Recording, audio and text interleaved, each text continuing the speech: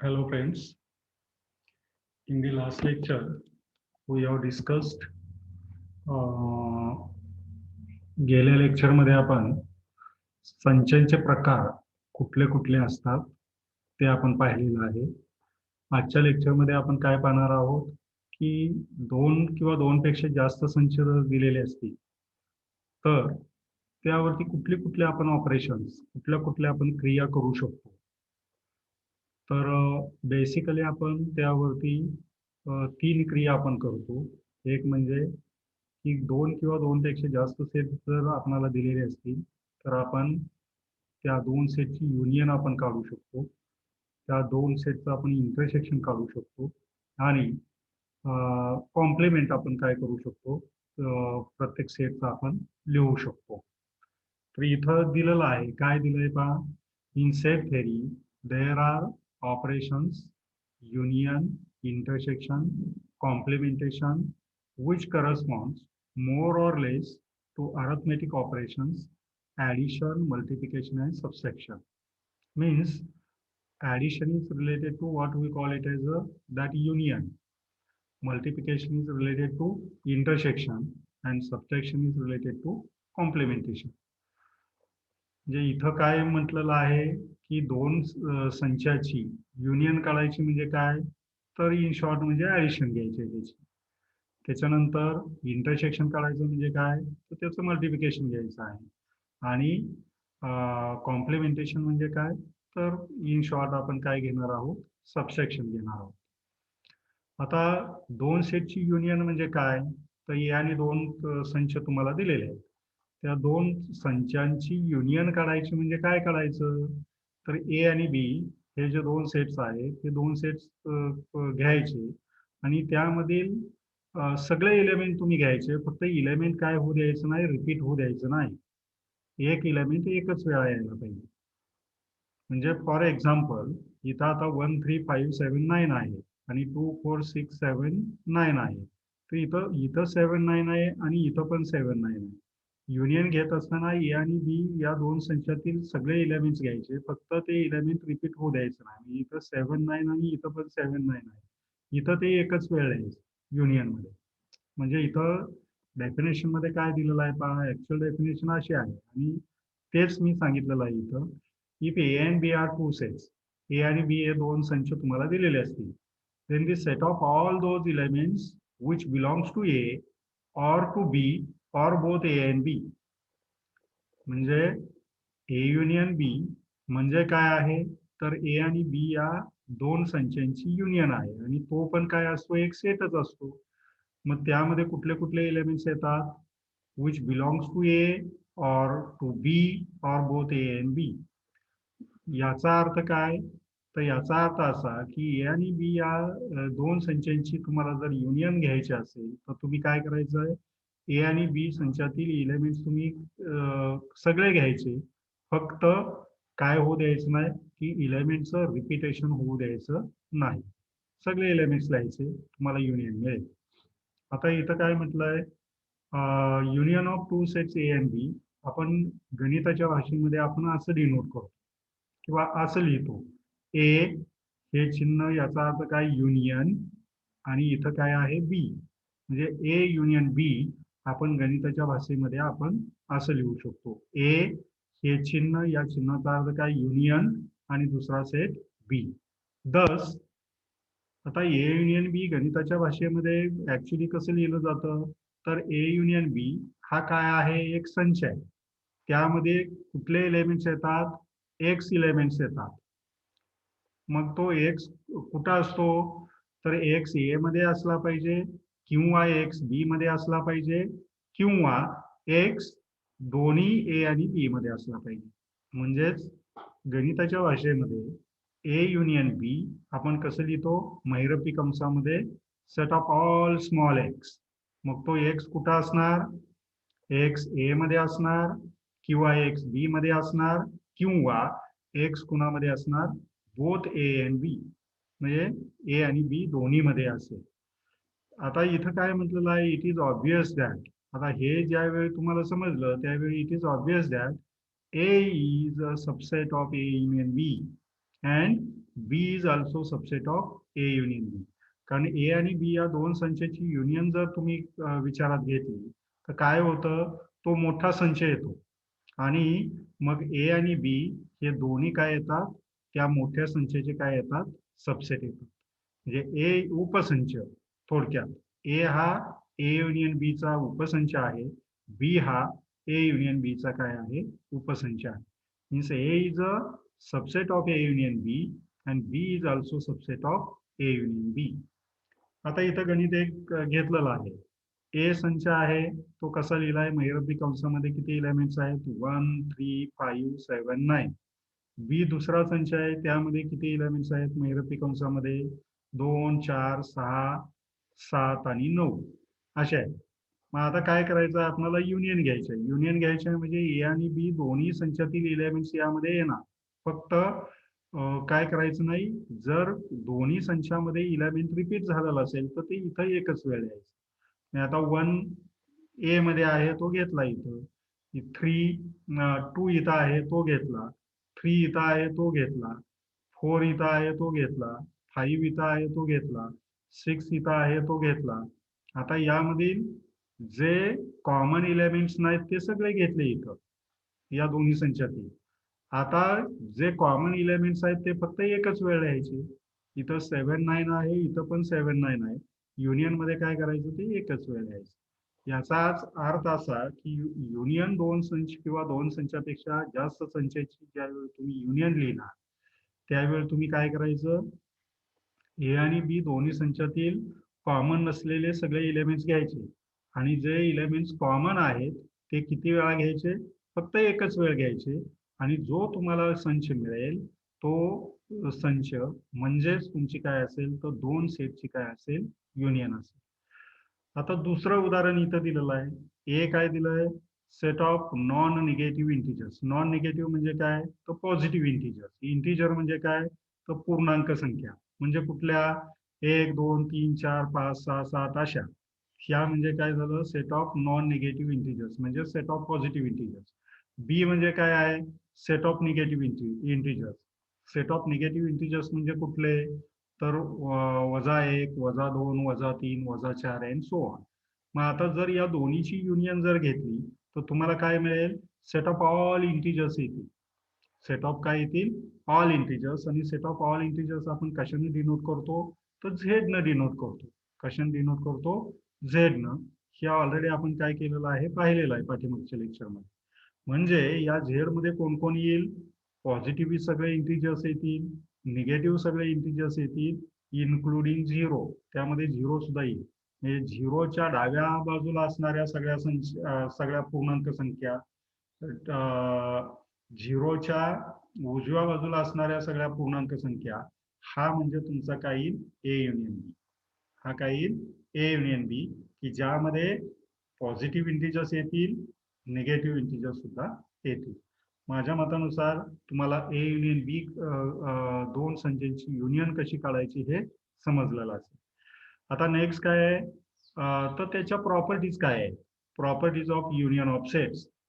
म्हणजे दोन संचाची तुम्ही युनियन घेतली तर मग काय काय प्रॉपर्टीज येतात. तर इथं ए बी सी हे काय आहेत, उपसंच आहेत. कुणाचे, युनिव्हर्सल सेट कॅपिटल एक्स हे उपसंच आहेत, काल आपण पाहिलेलं आहे. तर अशा सिच्युएशन मध्ये इथं हा कॅपिटल एक्स म्हणजे इथं व्हेन डायग्रामच्या साहाय्याने दाखवलंय. हा पूर्ण रेक्टँगल म्हणजे तुमचा काय आहे, तर युनिव्हर्सल सेट कॅपिटल एक्स आहे. आणि ए आणि बी हे काय आहेत, या युनिव्हर्सल सेट हा जो आहे एक्स, या संचाचे हे काय आहेत, उपसंच आहेत. सबसेट्स म्हणजेच उपसंच आहेत. आणि मग ए युनियन बी म्हणजे काय, तर इथं फक्त ए मध्ये असलेले इलेमेंट, फक्त बी मध्ये असलेले इलेमेंट आणि दोन्हीमध्ये कॉमन असलेले इलेमेंट, दोन्हीमध्ये कॉमन असलेले हे सगळे इलेमेंट म्हणजेच तुमची काय आहे, ए युनियन बी आहे.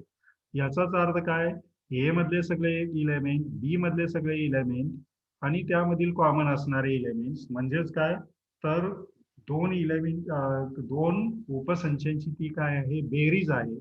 म्हणून युनियनला आपण काय म्हणतो, तर ऍडिशन ऑफ टू सेट सुद्धा आपण म्हणतो. आता मग त्याच्या प्रॉपर्टीज काय आहेत, तर प्रॉपर्टीज काय आहे की दोन सॉरी फ्रेंड्स,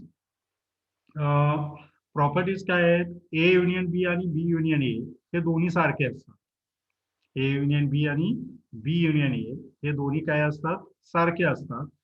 त्यालाच आपण कुठली प्रॉपर्टी म्हणतो, कॉम्युटेटिव्ह प्रॉपर्टी म्हणतो किंवा त्याला आपण कॉम्युटेटिव्ह लॉ म्हणतो. त्याच्यानंतर काय, तर A union B union C same काय येते, तर A union B union C. आणि ही जी प्रॉपर्टी आहे या प्रॉपर्टीला आपण कुठली प्रॉपर्टी म्हणतो, तर असोसिएटिव्ह प्रॉपर्टी म्हणतो. कोणती प्रॉपर्टी, असोसिएटिव्ह प्रॉपर्टी किंवा त्याला आपण काय म्हणतो, असोसिएटिव्ह लॉ. आता बघा A union B same as B union A.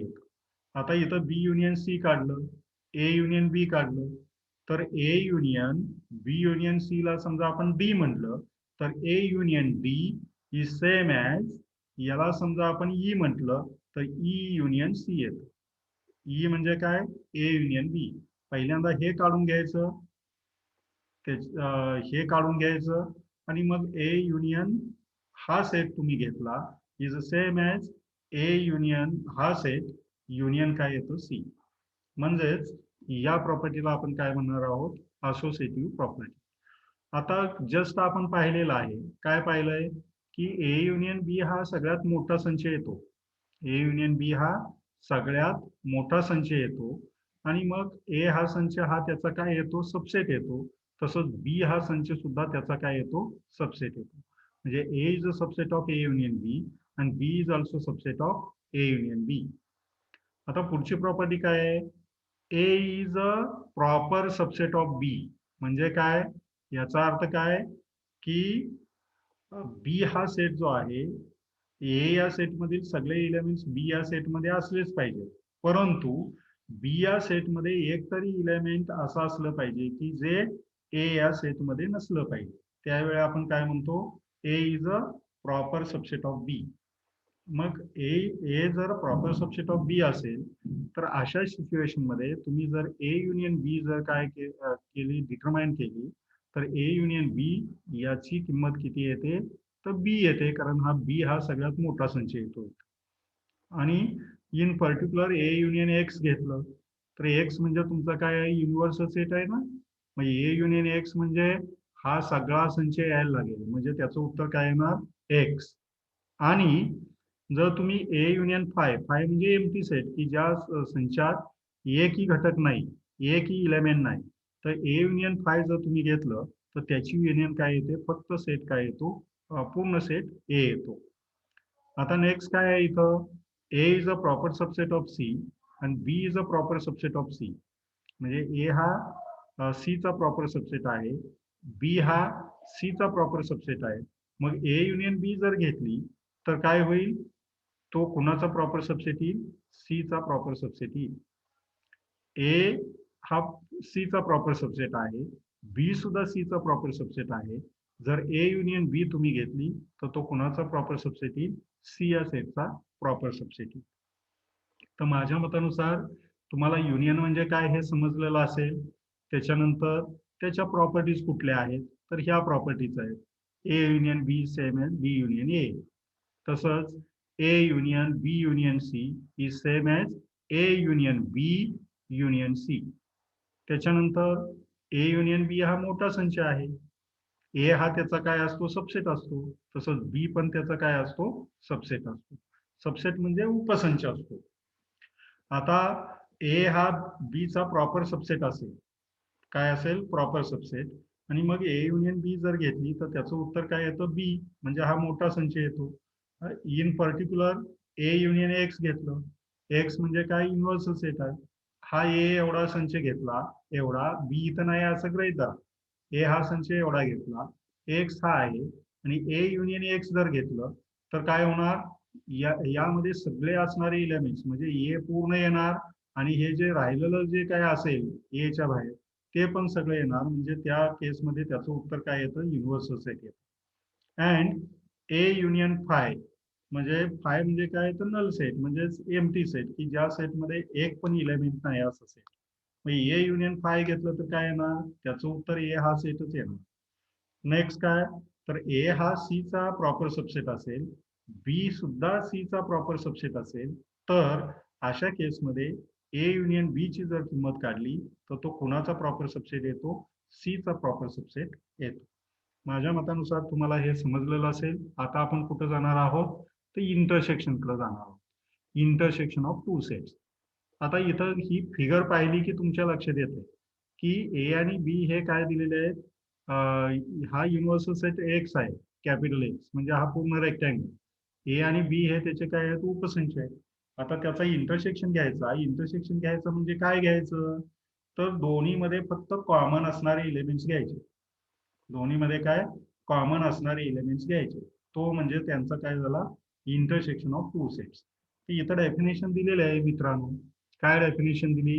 If A and B are subsets of universal set capital X. तेच मी इथं सांगितलं. हा कॅपिटल एक्स आहे, हा युनिव्हर्सल सेट आहे, आणि ए आणि बी हा सेट बी आहे, हा सेट ए आहे.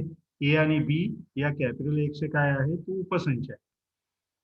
Then the set of all those elements which belongs to both A and B, which both belongs to A and B. म्हणजेच काय? तर which are common to both A and B. म्हणजे A मध्ये आणि इथं B मध्ये. A हा एक संच आहे, B हा दुसरा संच आहे.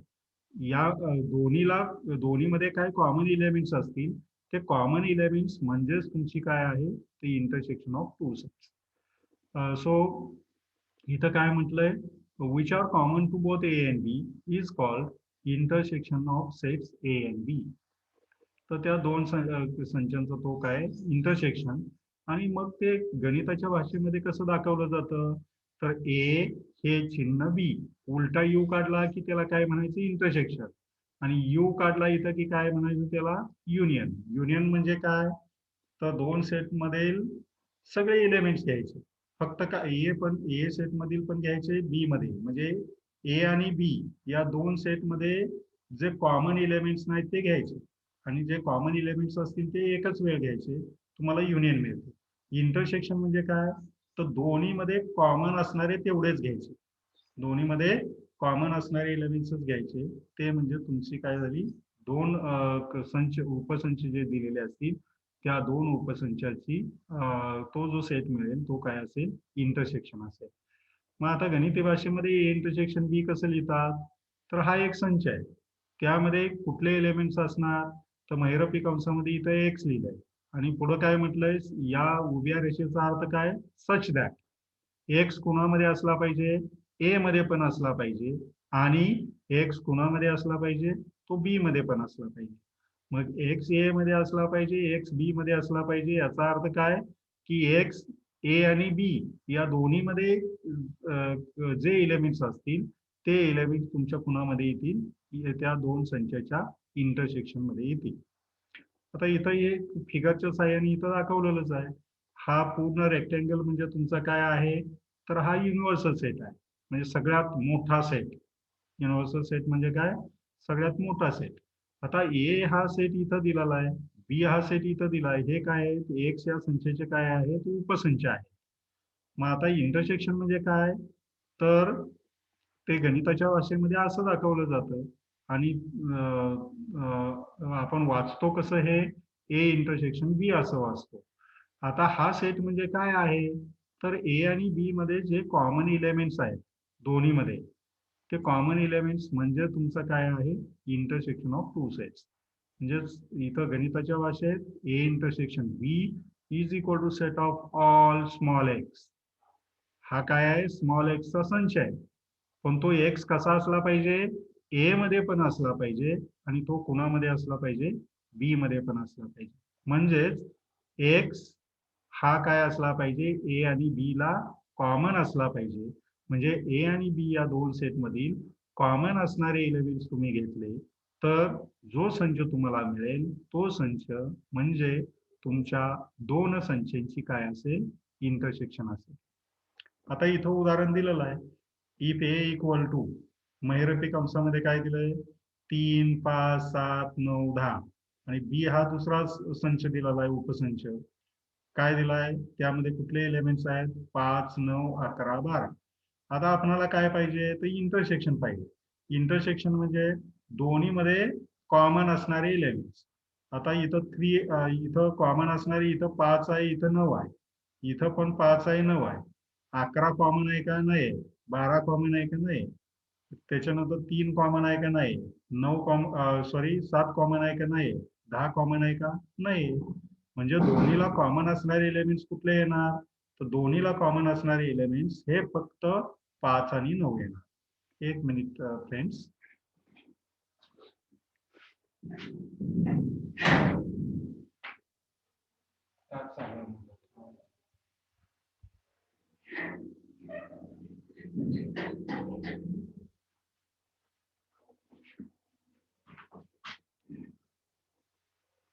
सॉरी फ्रेंड्स, BSc चे विद्यार्थी आल्यामुळं थोडंसं मी डिस्टर्ब केलं खरं तर.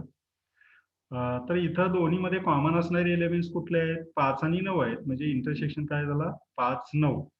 आता इथं दुसरं उदाहरण दिलंय. हे कुठलं तुमचं सेट बिल्डरची जी मेथड आहे त्या मेथडनुसार दिलेलं आहे. A equal to set of all X such that x equal to 3n आणि n बिलॉंग्स टू z. म्हणजे n हा कुणामध्ये आहे? z मध्ये आहे. z म्हणजे काय? तर set of positive negative integers. तो म्हणजे तुमचा काय आहे? z आहे. आणि बी हा सेट काय आहे? तो set of all X such that X equal to 2n आणि n also belongs to what? z. मग आता इथं n कुठल्या कुठल्या किमती घेणार? तर n तुम्हाला ए हा सेट जर तुम्हाला घ्यायचा असेल विचारात, तर n म्हणजे काय येणार? तर n मध्ये n कुठल्या व्हॅल्यूज घेणार? 0, 1, 2, 3, 4 अँड सो ऑन. तसंच -1, -2, -3 अँड सो ऑन. मग आता तुम्ही काय करायचं की n च्या किमती काय टाकायच्या? 0 टाकायची, 1 टाकायची, -1, 2 टाकायची, -2 टाकायची, 3 टाकायची, -3 टाकायची अँड सो ऑन. तर अशा सिच्युएशन मध्ये तुम्हाला ए ची किंमत काढता येईल. इथं 0 टाकलं की ए संचामधील पहिलं एलिमेंट काय मिळेल? 0 मिळेल. 1 टाकलं की दुसरं एलिमेंट काय मिळेल? 3 मिळेल. -1 टाकलं की -3 मिळेल. 2 टाकलं की 3 इंटू 2 किती येणार? 6 येईल. आणि 3 इंटू -2 टाकलं की -6 येईल अँड सो ऑन. तसंच इथं पण करायचं. आणि मग ते जर केलं तर तुम्हाला 2 संच असे मिळतील. 0 टाकलं की 0 झालं. n इक्वल टू 1 टाकलं की 3n आहे ना. 3 इंटू 1 म्हणजे 3 झालं. -1 टाकलं की -3. त्याच्यानंतर 2 टाकलं की 3 इंटू 2 6 झालं. इथं -6 झालं. परत 3 इंटू 3 किती येणार? 3 टाकल्यावरती 3 आणि -3 टाकले काय मिळतील? 9 -9 मिळतील. तसंच बी हा संच सुद्धा तुम्ही काय करू शकता? काढू शकता. बी संचामध्ये n इक्वल टू 0 ठेवलं की काय मिळेल? 0 मिळेल. पहिलं एलिमेंट. दुसरं एलिमेंट 1 आणि -1 किमती टाकल्या की x इक्वल टू 2n आहे ना. 2 इंटू 1 काय येणार? 2 येणार. 2 इंटू -1 किती येणार? -2 येणार. म्हणजे इथं तुम्हाला एलिमेंट्स काय मिळतील? 0, 2, -2, 4, -4, 6, -6, 8, -8 अँड सो ऑन. मग आता इंटरसेक्शन मध्ये कुठले एलिमेंट्स येतील याच्या? तर इंटरसेक्शन मध्ये इथं 0 आहे, इथं पण 0 आहे, तो येईल. त्याच्यानंतर इथं 6 आहे, इथं 6 आहे, तो 6 येईल. त्याच्यानंतर याच्या पुढचे एलिमेंट्स इथं कुठले येतील? 10, 12. याच्या पुढचं एलिमेंट इथं 12 येईल, इथं -12 येईल. म्हणजेच तुम्हाला काय मिळेल? 12 - 12 मिळेल अँड सो ऑन. म्हणजेच इथं जर तुम्ही पाहिलं तर तुम्हाला एलिमेंट्स कुठल्या फॉर्म मध्ये मिळतात? तर 6च्या पटीमध्ये मिळतात. 0, 6, -6, 12, -12 अँड सो ऑन. मग इथं ए इंटरसेक्शन बी तुम्हाला काय मिळेल? तो एक सेट असेल. तो set of all small X such that X equal to 6n येईल. आणि n ची किंमत काय? n इक्वल टू n च्या किमती काय तुम्ही टाकू शकता? 0, 1, 2, 3 अँड सो ऑन. एक मिनिट फ्रेंड्स.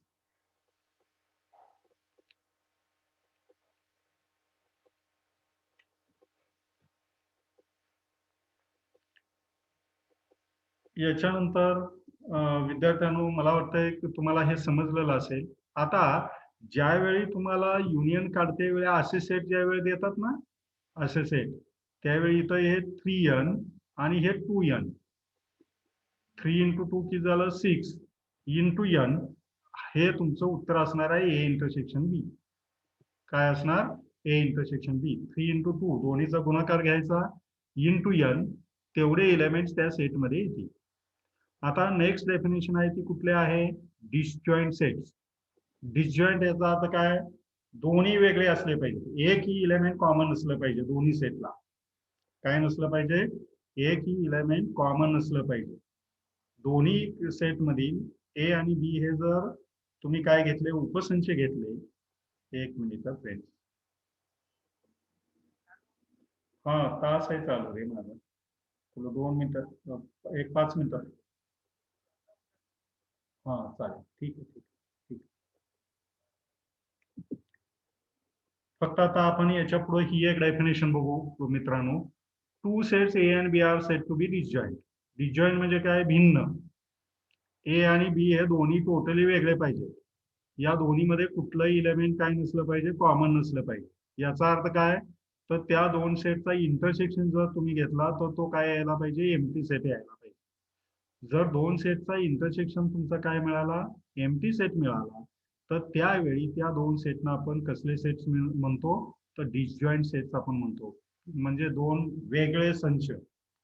इथं ए हा सेट दिलेला आहे त्यामध्ये कुठले एलिमेंट्स आहेत 5 6 7 8. बी हा सेट घेतला त्यामध्ये कुठले एलिमेंट्स आहेत 1 2 3 4. आता या दोन सेटचा इंटरसेक्शन जर घेतला तर तुम्हाला कॉमन एलिमेंट्स काय आहेत का तर कॉमन एलिमेंट एकही नाही. याचा अर्थ काय की हे दोन सेट हे कसे आहेत तर भिन्न आहेत. म्हणजेच त्यावेळी त्या दोन सेटला कसले सेट्स म्हणतात डिसजॉईंट सेट्स. म्हणजे इंटरसेक्शन जर दोन सेटची काय असेल एम्प्टी सेट असेल काय असेल की ज्यामध्ये एकही इलेमेंट येत नाही इंटरसेक्शन मध्ये त्यावेळी अशा सिच्युएशन मध्ये त्या दोन सेटना कसले सेट्स म्हणतो आपण डिसजॉईंट सेट्स आपण म्हणतो. तर इथं उदाहरण दिलेलं आहे then A and B have no common element and as such जर त्या दोन्हीचा इंटरसेक्शन घेतला तर काय मिळेल आपल्याला एम्प्टी सेट मिळेल and hence A and B are disjoint.